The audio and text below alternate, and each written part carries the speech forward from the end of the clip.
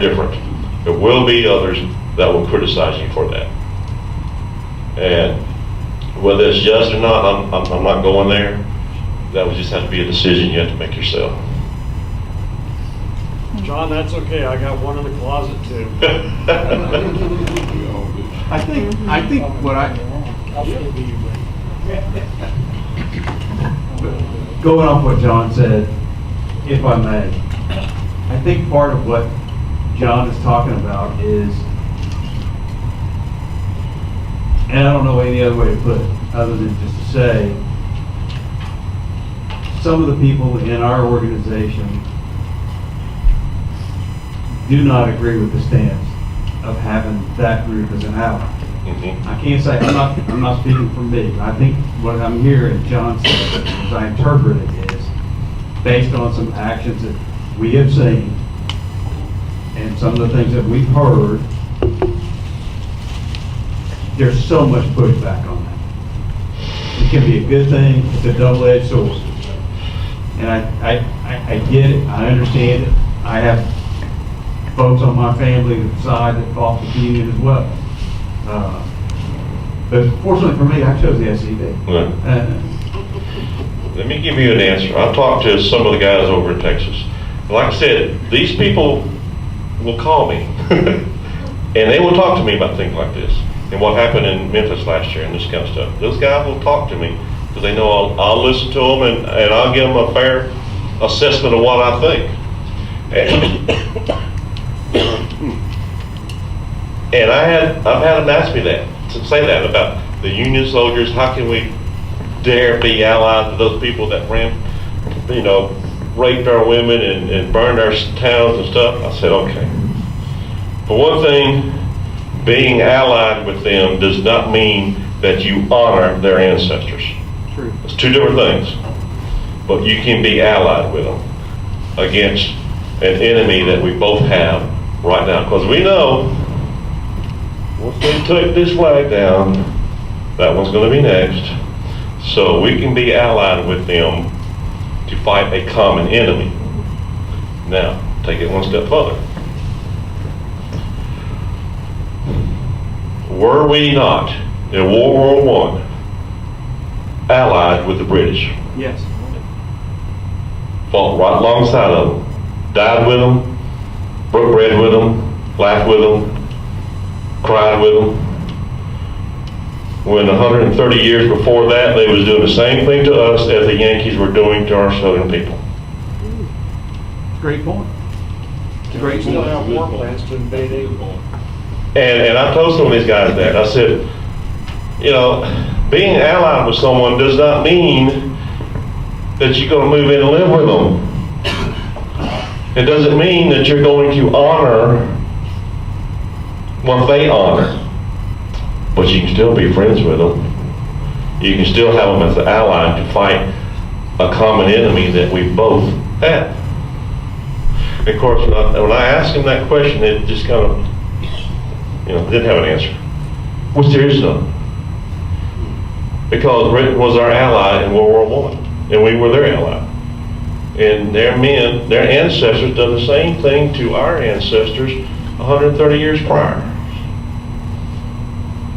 So, anyway, I'll leave that right there. You answered my question, I appreciate it. Anyone else? Rodney? I flipped it off. Thanks for turning me on. That's my job. Robert Seiler, Camp Ashton, Alamo City Guards Camp. I'm just please eat this sucker. I've been hearing from the past accidents and from a few other accidents about how long it takes to process membership. Mm-hmm. And I was wondering what you're going to do to fix it if you can. Well, that's a good question. I really wish I had a good answer. But, right now at headquarters, and I'm not making excuses here, I'm just telling you what I know. There's been a lot of transitions going on at National. We've lost some people that have retired, that have quit. Anybody that knows David that worked in the gift shop, he's just retired, he's gone. Our executive director, Mike Landry, is supposed to have hired 2 new full-time people and at least 1 or 2 part-time people. Supposed to. I don't know what that situation is right now. And you've got Cindy White. Everybody here probably knows Cindy. She's got personal situations she's been dealing with her husband, been real bad sick for several months. She works a lot from home. So there's only been 3, maybe 4 employees up there, period. We've got an executive council meeting 24th of this month, and hopefully there'll be some evaluations on what's going on. Because believe me, every GEC meeting, this problem comes up, and trying to work on it. And all I can tell you, Rodney, is we keep trying to fix it. You know, we know that there's a problem, and it just seems like they can never catch up, which, like I said, Mike was supposed to hire some new people. I guess when we get up here in about 3 weeks, we'll find out. So. They won't even answer my phone. Yeah, I mean, if they don't answer my phone calls, you know, no, I'm not gonna say it, but, it is a problem, and this has not gone unnoticed, even from Tom. You know, we've talked about this. This is something that we keep trying to work on, and eventually it's gonna land on mine in the future, but right now with Tom and Mike, get this straightened out. And the GEC as a whole, because you know, Mike works for us and us. And so we keep trying to work out the kinks on some of the problems here. So, Sanford, did you have a question? No, we just learned that we can leave crank calls on your phone. That's what Hey, go for it. But remember, I'll have that number. Anybody else? Yes.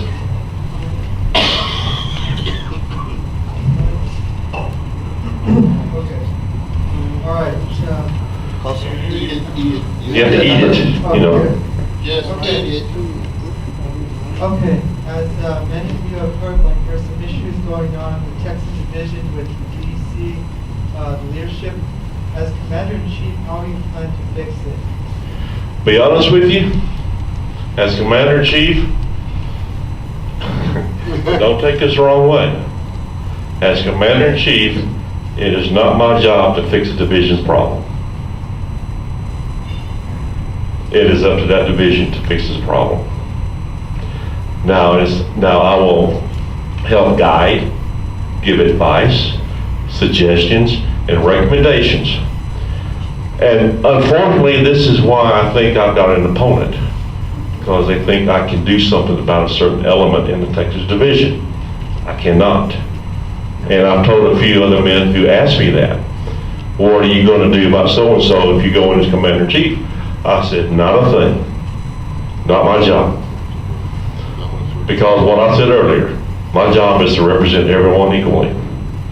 If someone is brought up on charges of conduct unbecoming, that's up to the division to do that. It's not up to national. Because it's not national, it's not any of our jobs to get rid of people we disagree with, number one. Number two, in the 90s, there were people in national positions that tried to do that very same thing. And they had a list, it called the list 104, the 104 people they wanted to purge from the SCV. And I was one of those 104. So that's not our job, is to throw people out of this organization. We want them in. We want to keep them in, not throw them out. And if we can get by with fixing our problems without getting rid of a bunch of people, that's what we need to do. Granted, there are some people that are so headstrong and will not listen and will disobey and prove themselves, their conduct unbecoming, that sometimes you have to take action. But that's up to the division.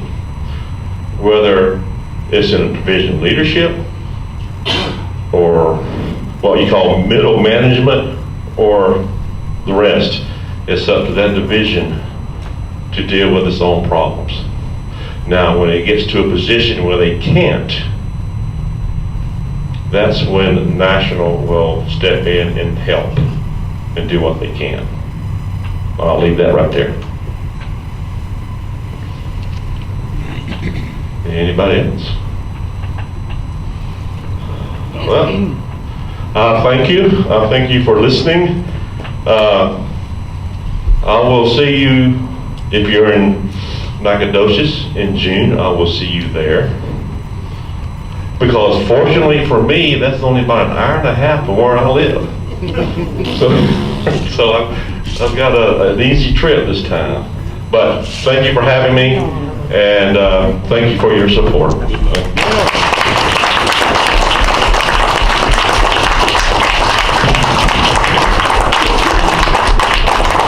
We appreciate him being here. I'd like to get some pictures of the individual camps along with Paul. We need to get Hood's Brigade. We've got a gentleman here from San Marcos, as well as Georgetown.